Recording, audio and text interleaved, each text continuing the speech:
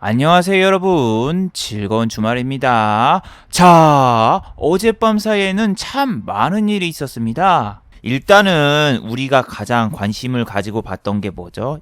멕시코 관세 문제였는데, 멕시코와 미국과 관세 협상이 잘 타결이 돼서 멕시코 관세를 무기한 연기한다는 속보가 떴습니다. 거기다가 미국 같은 경우에는 일부 중국산 제품에 25% 고율 관세를 2주간 연기한다는 소식까지 전해지면서 금요일날 전 세계 증시가 또 한 번 빨갛게 물들었습니다. 거기다가 한국의 야간 선물도 외국인이 2,400억 원이나 매수가 들어오면서 0.67% 상승으로 마감을 했습니다. 그런데 말이죠. 지난 5월 16일 날 한국 자동차 관세 면제라는 호재 뉴스가 뜬 다음에 우리나라 같은 경우에는 1% 이상 하락을 했었는데, 자, 과연 전 세계 증시가 올랐고 호재 뉴스가 2개나 나왔는데 한국 증시는 다음 주 옵션 만기라서 빠질까요? 아니면은 세계 증시를 따라서 상승으로 갈까요? 자, 오늘 이 시간에 한번 알아보도록 하죠.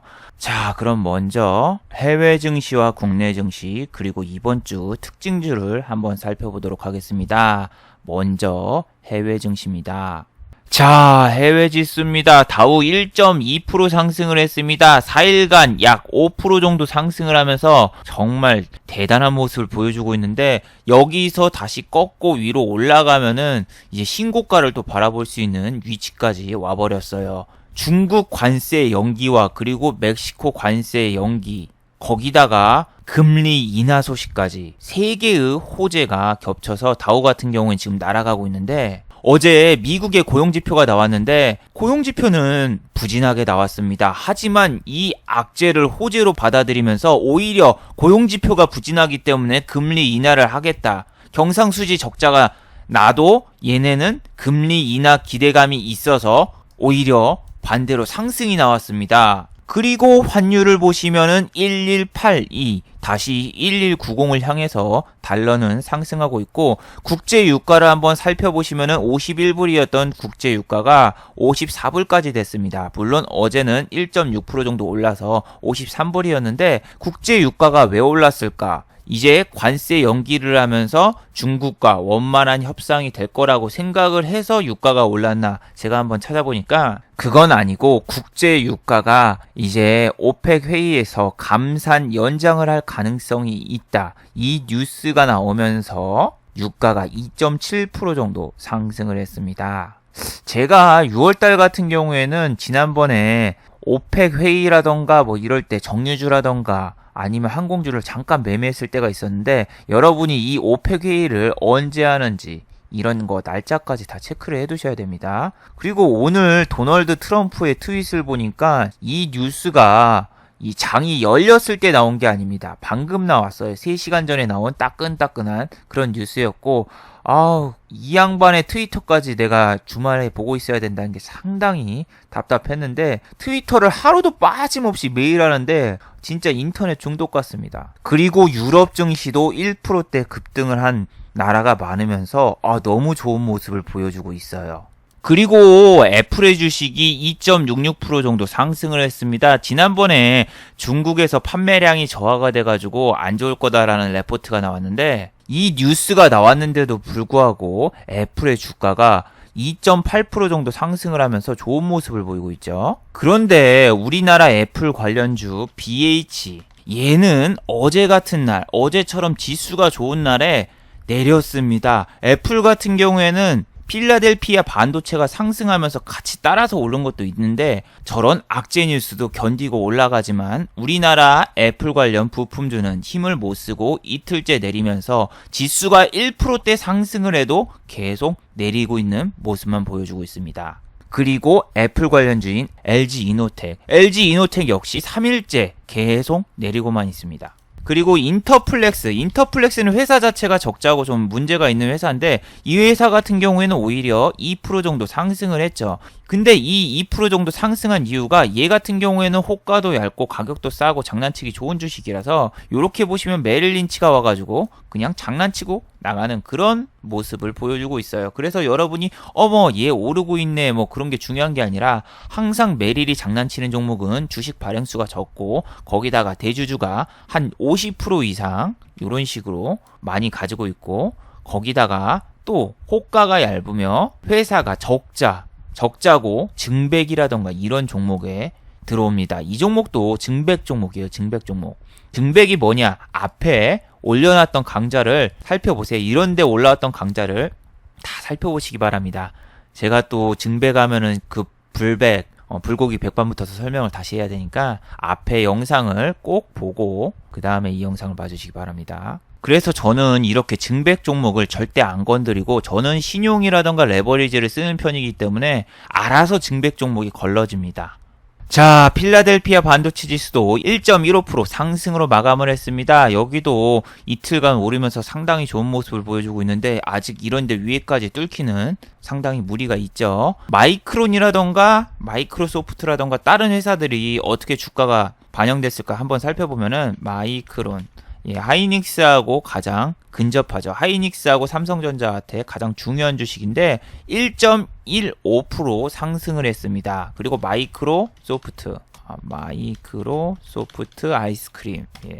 야, 마이크로소프트 같은 경우에는 신고가를 달성을 했어요. 2.80% 상승을 하면서 4일 연속 상승을 하면서 얘 때문에 필라델피아 반도체가 1% 이하로 내렸던 게 있습니다. 지난번에 필라델피아 반도체가 급락을 해도 얘만 오르고 그랬는데 마이크로소프트는 윈도우뿐만이 아니라 이 서버용 클라우드 시장에 진출을 하면서 마이크로소프트가 지금 이렇게 성장을 했거든요. 마이크로소프트 같은 경우에는 우리가 알고 있는 게 창문을 판매하고 있죠. 지금 창문 10개를 판매하면서 전 세계적으로 수익을 내고 있고 엑셀이라던가 파워포인트 뭐 이런 거를 내고 있지만 지금 요즘에는 스마트폰이 대세인데 스마트폰 시장에는 윈도우 OS 진출했다가 쫄딱 망했고 노키아를 또 투자했다가 망했고 그래서 이제 마소 한물 갔네 이런 생각이 들었지만 굳건하게 시총 1조 원을 달성하면서 다시 위로 올라왔는데 마이크로소프트 같은 경우에는 클라우드 시장에 진출을 하면서 저렇게 성장하게 됐죠. 물론 CEO도 바뀌었습니다. 자, 클라우드 하면 여러분 머릿속에 뭐가 떠오르나요? 파이널 판타지의 이 클라우드가 생각나시는 분들은 아재입니다. 이게 이 애플의 클라우드 시스템이라던가 아니면은 이제 구글의 클라우드 시스템이라던가 여러 가지 회사가 이제 진출을 해 있는 그런 상황에서도 마이크로소프트가 이렇게 클라우드 시장에서 힘을 발휘한 거는 자기네 OS가 아니라 이제 뭐 리눅스라던가 다른 회사 OS까지 같이 쓰게 해주면서 요 마이크로소프트가 오픈형 폼플렛 형식을 보여주면서 요렇게 성장하게 됐는데 참 대단하죠. 나라면은 윈도우 OS를 버리고 다른 회사 플랫폼에 있는 OS를 쓰게 권장하거나 그러지 않을 텐데 참 대단합니다. 지금 마이크로소프트 회장이 빌 게이츠가 아니에요. 지금 여기 보시면 알겠지만 간디처럼 생긴 이 아저씨가 지금 CEO인데 참 마이크로소프트의 대단한 혁신을 불러일으켰습니다. 우리나라도 뭐 저런 혁신을 내놓는 저런 회사가 있으면 좋겠는데 우리나라에서는 저렇게 못하죠. 우리가 예를 들면 삼성에서 옴니아라던가 뭐 이런 거 나왔을 때도 삼성에서 옴니아를 나중에 포기했죠. 삼성 자체 내에서 만든 OS를 쓰다가 나중에 결국 안드로이드로 갈아탔는데 그렇게 시장 독점력이 없어서 포기한 게 아니라 아예 저렇게 오픈 마인드로 다른 플랫폼에 있는 OS까지 쓰게 하는 거는 대단한 것 같아요. 자, 그리고 나스닥 바이오 헬스케어 지수입니다. 1.64% 정도 상승을 했고 이틀간 내리다가 겨우 올랐어요. 그런데 얘네는 헬스케어 개혁법이 나온 다음에 하락했던 분을 아직까지 회복을 못하고 있는데 얘네는 아직도 힘들 거고 국내 제약사 같은 경우에는 지금 악재가 있다고 여기서 이야기를 했죠. 한국 경상수지 적자 전환, 한국 증시에 또 악재가 이 영상을 꼭 참고해 주세요. 여기서 제약주에 관한 모든 이야기를 했으니까. 그리고 나스닥 같은 경우에는 어제 1.66% 오르는 이런 귀여움 패트리 같은 귀여움을 토했는데 2%도 넘을 뻔했어. 그래가지고 어제 새벽에 잠이 안 와가지고 얘네를 싹 봤는데 너무 부러운 거예요. 물론 우리나라 코스닥도 1.66% 정도 상승을 했지만 어제 세계 증시를 한번 딱 살펴보잖아요. 그럼 전 세계가 이렇게 다 빨갛죠. 빨간 나라를 보았니? 딱 하면 빨간데 물론 상하이 종합지수는 안 열려서 안 내린 거예요. 근데 우리나라가 상승폭이 전 세계에서 제일로 낮아요. 이거 0.16%. 물론 러시아 이런 거 이거는 선물이고 아직도 지수가 상승했는데도 불구하고 우리나라는 1년치로 보면은 전 세계에서 상승률 꼴찌죠. 지금 세계 꼴찌 증시가 계속 이어지고 있으니까 솔직히 월요일에도 안심 스테이크처럼 안심은 못하겠어요, 저도. 나스닥 최악의 시나리오가 여기서 10일날 관세가 통과되고 빠지는 그림이었는데 지난번과 똑같이 여기서 한 4일 정도 반등 나오고 오히려 얘네는 이제 재료 소멸로 이렇게 빼거나 그럴 수도 있는 상황이 왔어요. 근데 여기서 또 다시 위를 바라보면서 오를 수 있는 호재가 뭐가 있죠? 예, 금리 인하죠. 금리 인하. 금리 인하를 언제 결정한다? 바로 FOMC 회의입니다. 지난번에 스케줄을 보여드렸죠. 자, 미국의 FOMC 회의가 다다음 주에 있습니다. 6월 18일부터서 19일. 그리고 이번 연도 안에 금리 인하를 할 거다가 아니라 다음 달에 금리 인하를 할 거라는 그런 좋은 소식이 지금 전해지고 있어요. 여기 보시면 7월에 미국, 중국 글로벌 금리 인하 본격화, 뭐 한국도 따라갈지 모르겠는데 지금 원래는 올해 안에 한 4달 뒤라던가 뭐 5달 뒤에 그때 금리 인하를 할 것이다 뭐 그런 얘기가 아니라 바로 다음 달에 금리 인하 할 거다 뭐 그런 제스처를 지금 취하고 있으니까 이건 시장에 상당히 긍정적이죠. 뭐 고용지표가 불안하거나 경상수지 적자가 나왔거나 뭐 그래도 지금 저 이슈 하나에 계속 끌어올리는데 그러면은 6월 18일부터서 19일날 이날 어떤 뉴스가 나올까 상당히 기대를 해봐야 되겠죠. 자, 그리고 한국 같은 경우에는 어제 뉴스가 있었습니다. 청와대에서 남북 정상회담 4차 남북 정상회담을 추진한다. 그리고 조심스럽게 낙관을 하고 북한과 접촉 시도를 한다. 뭐 요런 뉴스가 계속 나오고 있어요. 그래서 시간의 단일가에서 대북주 같은 경우에는 6%대 상승을 한 종목도 있어요. 요렇게 보시면은 아시아 종묘가 무려 상한가를 갔지만 얘 같은 경우에는 평소에도 보시면 알겠지만 뭐 여기 22주 걸리고 막 여기 200주 걸리고 호가가 얇고 유통되는 주식수가 별로 없어서 장난치고 여기 보시면 알죠? 적자 기업이에요. 적자 기업. 그런 회사기 때문에 얘를 시간의 단일가에서 상한가를 보냈고 그 다음에 아난티 같은 경우에는 딱 3% 정도 올렸어요. 3.93% 정도 상승을 시켰고 그리고 한창 잘 나가던 한창 같은 경우에는 여기서 3.10% 정도 상승으로 마감을 했고 대북주가 대부분 올랐어요. 근데 이 대북주가 가려면은 일단은 잡주가 가려면은 시장이 안 좋아야 됩니다. 시장에 안 좋은 뉴스가 나오고 시장이 불안하면은 개잡주라던가 뭐 대선주 이런 데로 가는데 지금 같은 경우에는 어떻죠? 자, 지금 호재 뉴스가 떴죠. 일단은 금리 인하 그리고 중국의 관세 부과를 2주간 연기한다. 멕시코 관세 부과 무기한 연기. 호재가 떴기 때문에 일반적인 주식이 움직일 확률이 높아요. 그렇기 때문에 사람들 관심이 이런 개잡주에 쏠리지 않는단 말이에요. 지금 뭐 3차 북미 정상회담을 한다 뭐 한다 해도 쟤네들 지금 상한가 가고 뭐 그럴 건덕지도 없어요. 아시아 종묘가 그 비료주 중에서는 그나마 장난치기 제일로 좋은 주식인데 호가도 얇고 적자라서 뭐 남해화학 같은 주식 같은 경우에는 적자 회사가 아니지만 얘 같은 경우 이렇게 맨날 꼬셔놓고 던지고 전문인이에요. 전문인. 남해화학은 코스피 종목이어서 제가 옛날에 매매를 했었는데 얘는 오름폭은 적은데 메릴린치가 이렇게 단타치고 그리고 실적은 여기 한번 적자 났지만 아직 연간으로 보시면은 적자가 나 있지는 않아요. 그래서 이런 회사를 주식을 지금 사고 파는 거는 좀 그런 것 같아요. 지금 남북 정상회담이 이루어져봤자 우리들끼리 얼씨구 좋다 5, 6, 7, 8 한다고 해도 뭐 바뀌는 건 없죠. 트럼프가 뭔가 제재를 풀어준다거나 뭐 그런 게 없기 때문에 남북 경협주에 지금 손을 대면 안 되겠죠. 자, 그리고 KH바텍 휴대폰 관련주죠.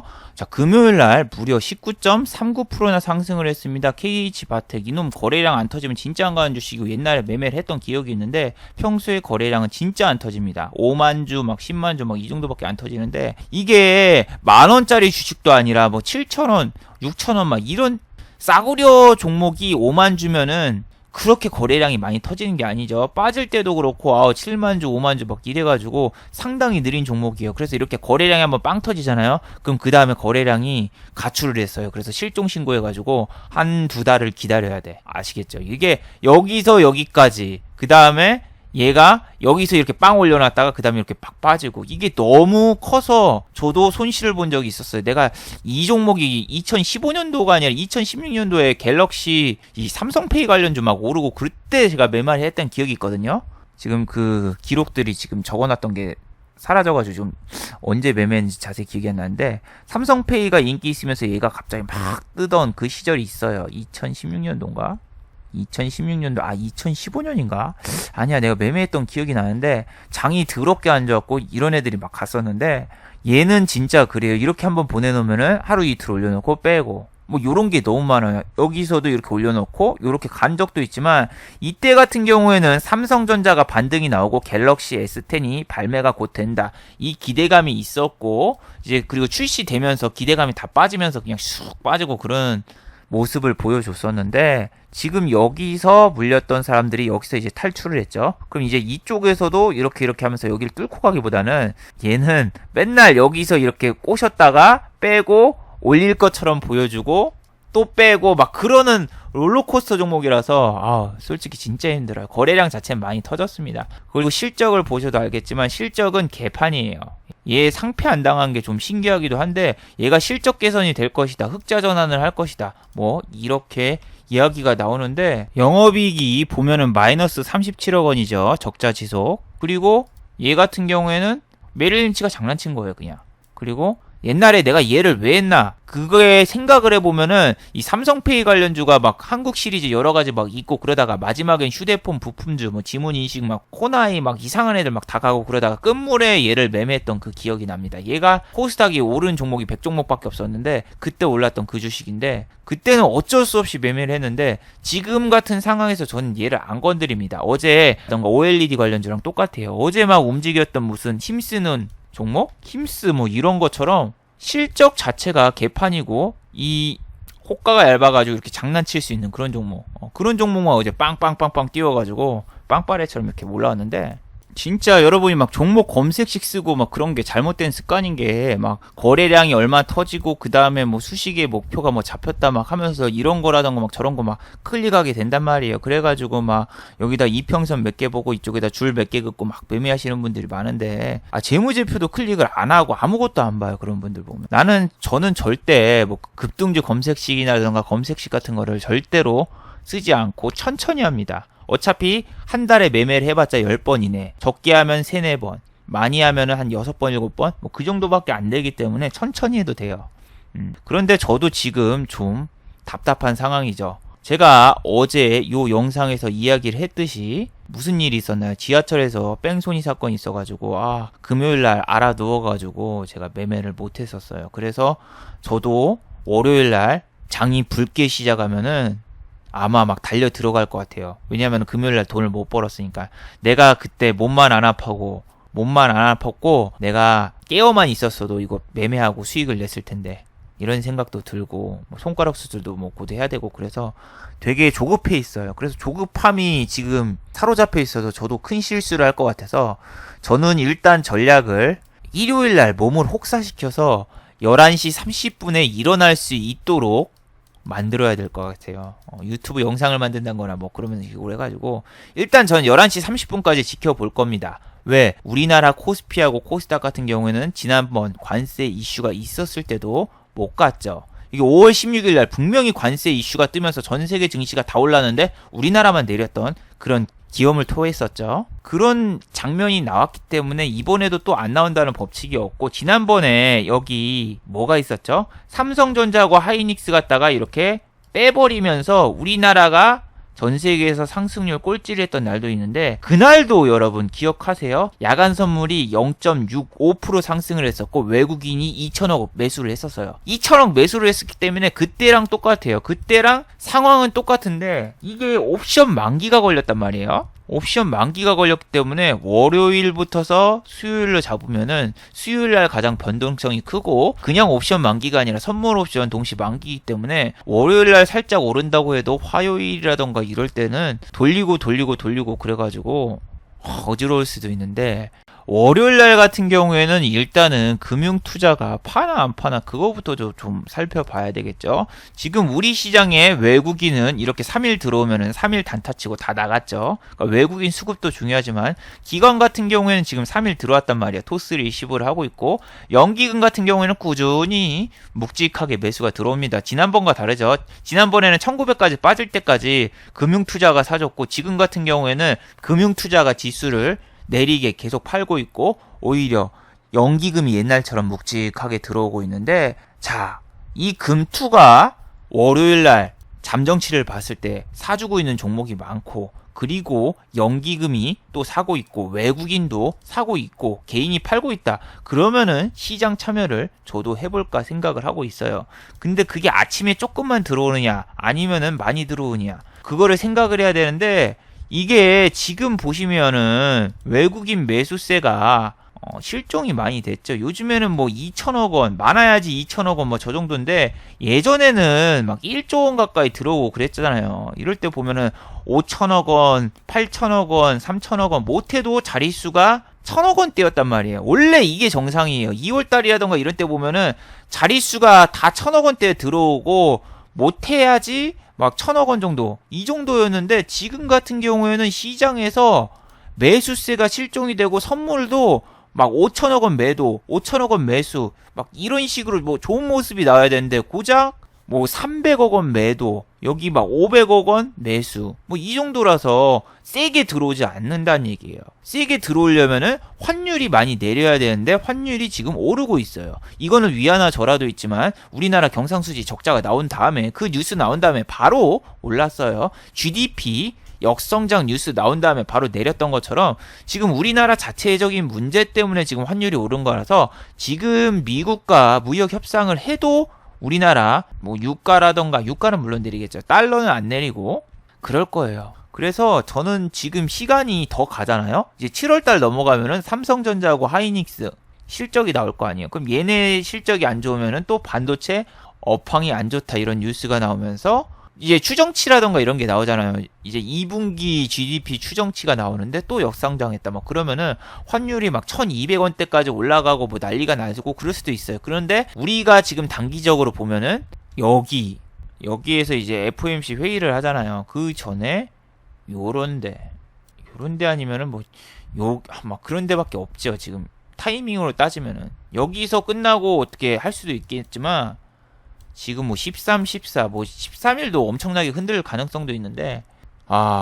솔직히 월요일 날은 한 번 당했던 게 있잖아요. 우리가 지난번에 5월 16일 날 당했던 것도 있고 5월 16일 이전에 하이닉스하고 삼성전자 살짝 올려놓고 빼면서 지수 팍 툼에 나왔던 그 상황이 무려 저번 주에 있었기 때문에 조심은 해야 되겠죠. 근데 이 정도 호재가 나왔는데도 설마 또 안 가려나?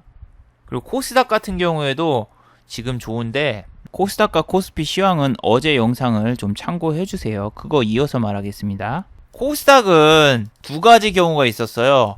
개인이 투매가 나와가지고 신용 물량이 줄어들고 그 다음에 외국인과 기관이 공매도를 상환하거나 쇼커버링을 올리는 뭐 그런 방법. 아니면은 개인이 계속 사가지고 위에서 기관과 외인이 들어와서 손바뀜이 일어나서 올라가는 방법. 뭐 그 두 가지가 있었는데 지금은 이렇게 코스닥에 외인 기관 양매수가 연일 들어왔죠. 코스피보다 수급이 좋아요. 지금 코스피 같은 경우에는 너무 외국인이 계속 팔고 있어가지고 솔직히 좀 위험해 보이지만 코스닥 같은 경우에는 지금 보시면은 외국인이 이틀 샀고 기관이 매일 샀어요. 연일 매수예요. 그래서 노린다면 전 코스피보다 코스닥을 노릴 것 같은데 시총 상위주들은 역시 그래도 좀 위험한 것 같아요. 이 셀트리온이라던가 셀트리온 헬스케어라던가 막 이렇게 시총 상위주에 대표하는 주식들은 지금 주가가 잘 안 오르잖아요. 어제 같은 날에도 삼성바이오로직스 막 2%대 떨어지고.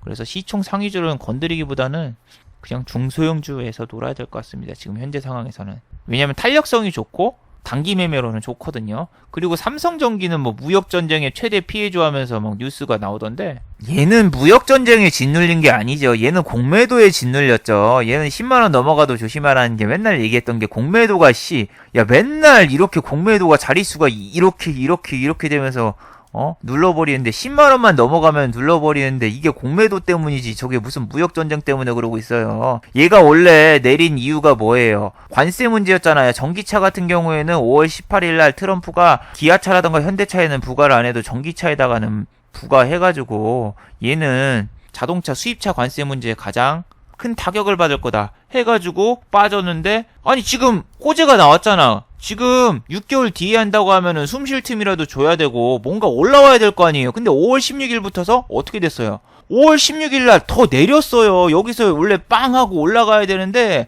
왜 못 올라가? 공매도가 많으니까, 공매도를 많이 쳐놨으니까 얘네가 공구리 치고 안 올리는 거지. 이게 무슨 무역전쟁에 짓눌려가지고 안 가고 있어요. 지금 무역전쟁과 지금 이제 별개로 봐야 되는구만. 그래가지고 이쪽에서 원래 올라가고도 남아야 되는데 웃기잖아요. 5월 16일날 호재 나왔는데 어떻게 3%가 빠지냐고. 근데 그 중심에 뭐가 있다? 공매도가 있다. 세상의 중심에서 사랑을 외치다. 그것처럼 세상의 중심에서 공매도를 외치다.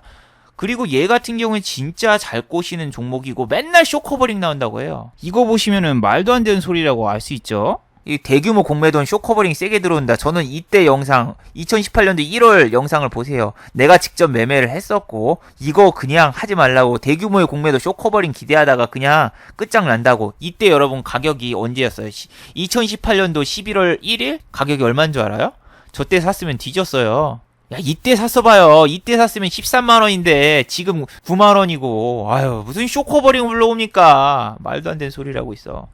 이게 공매도를 뭐 한 달 제한을 하든 뭘 해도 얘네는 맨날 공매도를 치니까 한 달 제한도 의미가 없고, 여러분이 뭐 공매도 청원에 동참합시다 해봤자 주식하는 인구가, 인터넷에서 이렇게 주식 참여하는 인구가 별로 없어요. 어디 뭐 카페가 30만 명 40만 명 해봤자 실제 접속자는 100명 200명밖에 안 되고 30만 명 40만 명 중에서 알바가 반 이상이고 중복 가입도 많고 시장 참여자는 별로 없습니다. 제 유튜브 조회수도 뻥튀기 돼가지고 1만 정도 나오는데 실제 알바가 50% 이상이라서 조회수가 별로 안 나와요. 그래서 공매도 청원 같은 거 해봤자 모이는 사람은 2만 명 그 정도인데 20만 명 이상 청원을 해야지 그게 통과가 됩니다. 근데 삼성증권 사태 나고 그때 처음으로 공매도 요 청원이 한번 통과된 적이 있거든요. 그때는 가족들 다 끌어모았을 거 아니야. 가족들부터서 모든 사람, 주변 사람들 끌어모아가지고 20만 명 겨우 넘겼는데, 일반적인 주식 뭐 거래세 인하라던가 뭐 이런 거 동참해봤자 10,000명 2만 명에서 그냥 끝쳐요. 근데 그게 끝이에요. 40만 명 주식 카페 30만 명 주식 카페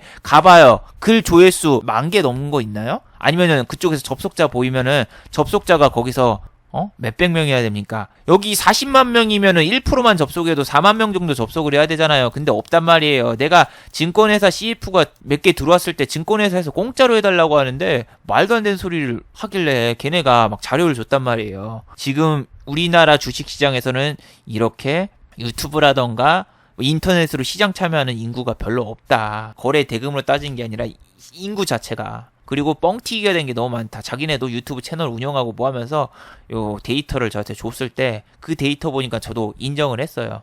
그리고 CF를 그쪽을 안 찍었고, 뭐 세상에 증권회사가 공짜로 CF를 찍어달라고 하고 있어. 아무튼 삼성전기 이렇게 지금 공매도에 막 시달리고 누르고 올릴 것처럼 맨날 해놓고 계단식으로 이렇게 빼버린 종목들은 여러분이 굳이 막 많이 내렸다고 해서 사고 막 그러지 마세요. 내가 16만원대 진짜 이때 팔았거든요. 여기 올라와가지고 여기서 팔았단 말이야. 아니 그런데 여기 구독자분들이 이 영상을 보고 댓글을 달아놨는데, 근데 이거 20만원 간다고 진짜 단기적으로 보는구나, 뭐 실망입니다, 왜 이렇게 주식을 빨리 파세요 했는데, 아 그렇게 해설할 거면 지가 사지. 내가 이쪽에서 안 팔았으면 저는 그냥 끝장났는데, 이게 몇 프로 수익이든 말든 일단 수익으로 나오면 땡인데, 사람들은 내가 무슨 종목을 매매했고 내가 무슨 종목을 샀다 그런 거 보여주면은 훈수를 두는데 본인이 사면 되죠. 그리고 한일 네트워크스가 이스트소프트하고 함께 지난주 금요일 날 급등을 했었죠. 이 종목도 제가 했었습니다. 제이시연이랑 관련해서 비트코인이 막 급등하고 해가지고 얘도 비트코인주로 옛날에 들어갔었거든요. 가상화폐죠. 그래서 얘를 매매를 했었어요. 300만원 갖다가. 그리고 수익 난 것도 여기 영상으로도 보여줬었고. 근데 이게 소형주란 말이에요. 소형주라서 매매한 사람도 별로 없고 시장 참여자도 별로 없어서 그런지 매매하는 걸 딱 보여주니까 이 네이버 토론방 같은 데다가 사람들이 이 주가가 내렸는데 얘가 팔고 나가서 이렇게 투매가 나왔다 막 이런 식으로 막 비꼬면서 막 쏴 지르고 그래가지고 제가 욕을 먹었던 적도 있는데, 아니 내가 300만원을 매매했는데 이게 주가에 영향이 얼마나 있겠어요. 주가에 영향도 없는데 막 얘가 팔고 나가서 주가가 내린 거다 막 이렇게 선동하는 사람도 있고 그래서 저는 무슨 종목을 매매했나 이런 걸 안 깝니다. 물론 제가 2018년 아니 2019년도 2월 달에 증권사 CF를 찍었고 지금 방송통신위원회하고 그 다음에 거래소 쪽 그쪽에다가 심의피를 허가를 받았기 때문에 여기 지난번 영상에 보시면은 2020년도 1월 29일까지 제가 심의피를 허가를 받아가지고 무슨 종목을 매매했나 그런 거는 오래 공개를 못해요. 근데 공개를 안 하고 나니까 훨씬 더 편해졌습니다. 옛날엔 너무 시달려가지고 한일 네트웍스 같은 경우에는 지난주 이스트소프트하고 올랐는데 이번에는 보안주 이슈로 올랐습니다. 이스트소프트 유명한 게 뭐죠? RZIP, RFT, R 시리즈. 지난번에 보여줬죠. 일단은 적자 회사예요. 적자 회사. 연간으로도 적자다가 흑자 전환해가지고 한번 올라오나 했더니 지난번에 그냥 뚝값 패고 내려왔다가 다시 올라왔죠. 근데 보안 관련주가 얘하고 한일 네트웍스로 같이 올랐는데 특징이 뭐다? 메릴린치가 와서 장난을 쳤다. 여기 보면 메릴린치가 상 금액 그대로 여기 찍혀 있죠. 그래서 신경 쓰실 필요가 없어요. 막 여기 51주, 10주, 20주 딱 보면 뭐다? 매매 못하겠구나. 물론 막 100만원, 200만원 갖다 할 수 있어요. 나도 얘를 300만원을 매매했으니까 300만원, 막 1000만원 이하로는 매매를 할 수 있습니다. 하지만 여기서 뭐 1억원, 여기서 호가 깨지지, 이쪽에서 깨지지, 이거 두 개 합쳐봤자 5,900만원밖에 안 되죠. 그리고 여기서 해도 얼마야? 2,500만원이네. 그럼 내가 1억원을 여기서 던지면은 그냥 쑥 하면서 10%가 빠진다. 1억원 갖다가 매매를 할 수 없는 종목. 전 1억 원으로 때리는 것보다는 신용으로 하면은 3천만 원 갖다가도 1억으로 때릴 수가 있어요. 그러니까 여러분이 나중에 증권 그 양도소득세 있잖아요. 양도소득세에 해당될 수 있는 게 신용으로 때려버리면 3억 정도도 때릴 수 있다니까요. 3억이 있어야 되는 게 아니라 1억 갖다가도 3억으로 때릴 수가 있기 때문에 이 대주주 요건에 해당되는 게 많고 지금 정부에서 또 뉴스가 나왔죠. 미친 것 같아요. 금융소득 종합과세를 1,000만원으로 하향 추진을 한대요. 이게 무슨 얘기냐면은 배당이라던가 아니면 여러분이 은행에서 받는 이자 그리고 ETF, 펀드 모든 걸 다 합치고 미국 주식이라던가 해외 주식 거기서 수익이 나면은 그게 금융소득으로 잡힙니다. 그거를 이제 과세 기준을 1,000만원으로 잡는다는 얘기죠. 자, 여기서 써놓은 얘기가 웃긴 게 뭔지 알아요?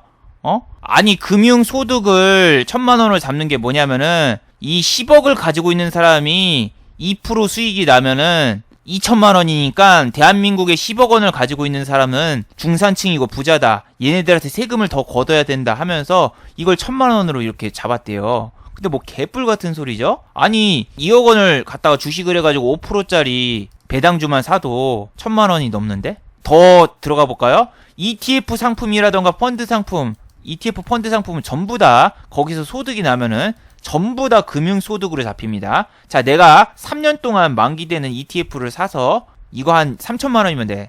3천만 원 갖다가 나중에 3년 만기, 5년 만기 해가지고 어쩌다가 1,000만 원 수익이 나봐. 1,000만 원 수익이 나봐봐요. 그러면은 어떻게 됐다? 내가 세금을 내야 돼. 난 3년 동안 은행에다 넣었으면 세금을 안 넣었을 텐데 여기 ETF 펀드하고 이걸 들어가지고 세금을 내야 되고 이 세금이 여러분 장난 아니에요. 나 진짜 이번에 유튜브 세금 신고하면서 그지같이 많이 떼길래 22%인 줄 알았는데 보니까 뭐 45%, 65% 이게 세율이 더 넘어가는 거야. 물론 나는 돈 번 게 없으니까 세금을 그렇게 많이 안 냈지만 돈을 많이 벌면 벌수록 과세가 너무 세져요. 종합소득세라던가 이거는 여러분 뭐 신용카드 쓰거나 그런 것도 전혀 안 되는 거 알아요? 내가 신용카드를 쓰건 아니면은 뭐 보험을 들건 공제가 안 돼요. 근데 저 같은 경우에는 공제가 하나도 안 됐어요. 신용카드 내역이나 그런 거는 종합소득세는 여러분 연말정산이랑 전혀 다른 거예요. 5월 30일까지 신고하는 거 그건데 그거는 과세율이 되게 높습니다. 그래가지고 지금 뭐 외국에서 해외 주식을 하거나 아니면 ETF를 때리거나 뭐 그런 거를 해버리면은 손실이에요, 손실 이거. 수익 1,000만 원만 나면은 저거 한다는데. 배당주 사지 말라는 거예요. 배당이 5%면은 2억만 넣어도 1,000만 원 넘어가니까 하지 말라는 얘기고. 대한민국에서 뭐 1, 2억 갖다 집도 못 사는데 그거 가지고 있으면은 뭐 부자인가? 이거 뭐 중산층인 사람들은 세금을 더 많이 걷어야 된다면서 이렇게 하는데 정말 나쁜 놈들이죠.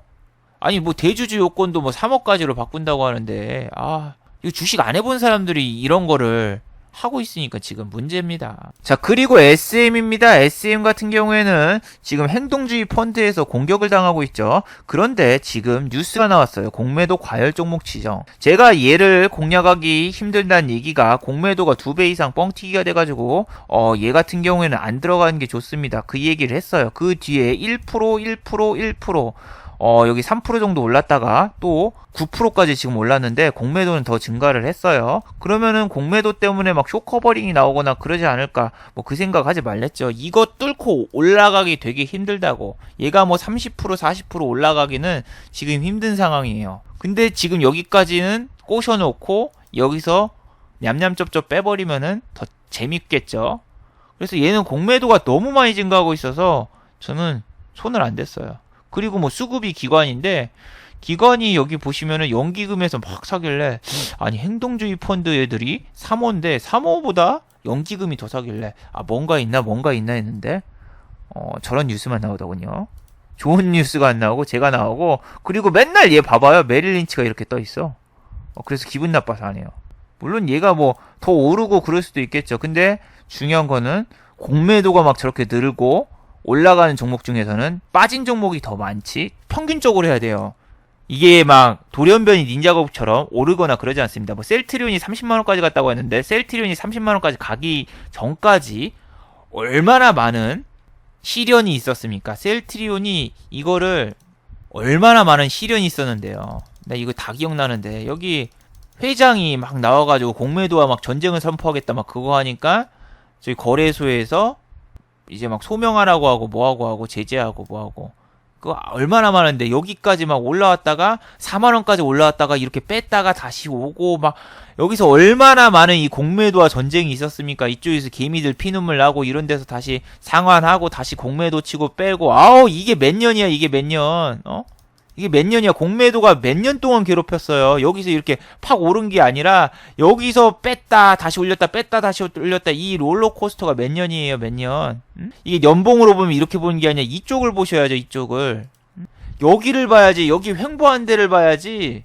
왜 이쪽만 보고 있어요? 단편적인 면만 보면 안 된다니까요. 사람들이 여기서 샀으면 대박이었대가 아니라 본인은 여기서 샀겠지. 이런 데서 사가지고 막 계속 시달리다가 끝나고 뭐 그런 식이 많죠. 이거 일로 보면은 머리 아파. 이 셀트리온도 지금 이제 다시 20만원 갈까 말까 막 하고 있는데, 어제 말했던 제약주 악재 명심하세요.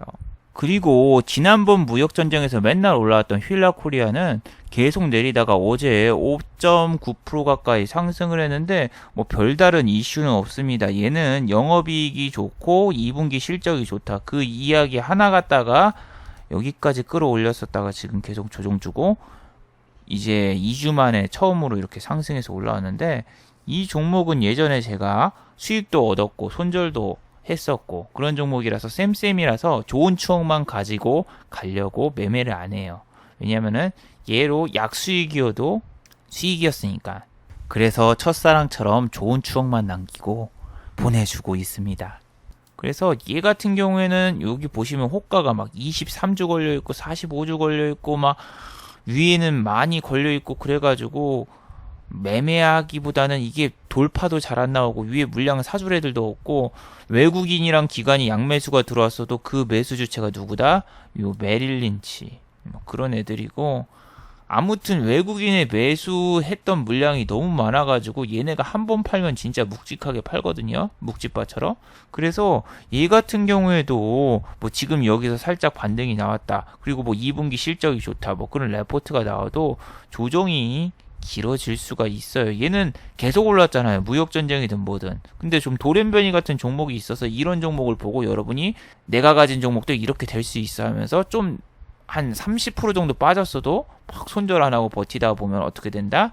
이제 40%가 넘어가면은 내 종목 같은 경우에는 밑에서 90% 이상 반등이 나야지 본전이 되는데, 손절을 늦추는 순간부터서 주식시장에서 계속 끌려다니고, 그리고 시장 참여도 못하고 시간도 날리고 돈도 같이 날리게 됩니다. 한 종목에서 큰 손실을 보고 나머지 종목으로 메꾸기보다는 전체적으로 평균적으로 손절도 빠르고 평균적으로 수익도 적당히 챙기는 게 좋아요.